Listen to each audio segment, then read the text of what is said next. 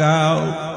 স্বামী ডাক দিয়া বলে, চিন্তা করো না, ঈদের সময় যানজট থাকতে পারে, চলে আসবে। কিছুক্ষণ পর বাবার মনটাও ভালো লাগে না, বাইরে নেমে পায়চারি করতেছে।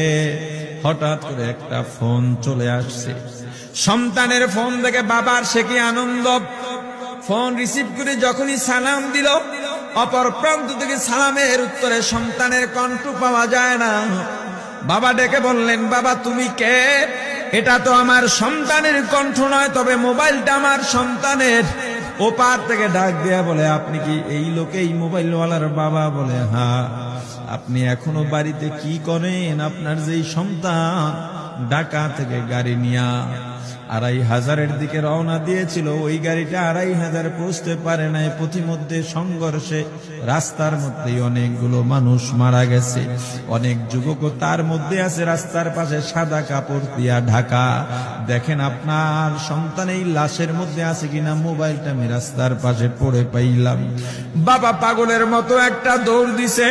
মা মনে করছে সন্তান বুঝি কাছাকাছি চলে আসছে।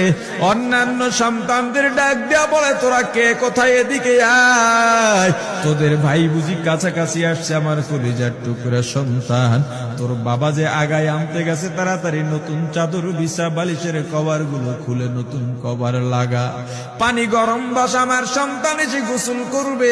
আহারে সবাই ফুলের মেলা, ফুলের তোড়া নিয়ে অপেক্ষা করতেছে। ৪টা বছর কলিজার টুকরা বাড়িতে নাই, বিদেশ থেকে আসবে। বাবা স্পটে গিয়া দেখেন অনেকগুলো লাশ সাদা কাপড় দিয়া ঢাকা। একটা একটা মাথার উপর থেকে কাপড় উঠান আর কৌতূহল বাড়তেছে, কাপড় উঠান আর কৌতূহল বাড়ে। হঠাৎ তাকায় দেখে কলিজার টুকরা সন্তান লাশের মিছিলে শামিল হয়ে গেছে। বাবা সন্তানকে ধরে কাঁদেন আর বলেন, বাবা এত আদর আপ্যায়ন তোর জন্য, এত প্রস্তুতি রে বাবা। তোর মা তোর পথে বসে আছে রে বাবা, কি জবাব দিব বল? তুই যেদিন রওনা দিয়ে বিদেশ চলে গেলি, তোর মা সারা রাত ঘুমায় নাই, দরজায় গিয়া তোর পথের দিকে তাকা রইছি। কত রাত আমি মা, আমি বাবা দেখলাম তোর মা গভীর রাতে বিছানায় নাই। খুঁজতে খুঁজতে দেখলাম দরজায় গিয়া তোর মা কাঁদে। কত রাত তোর মা তোর জন্য নামাজ পড়তে পড়তে রাত্রটা নির্ঘুম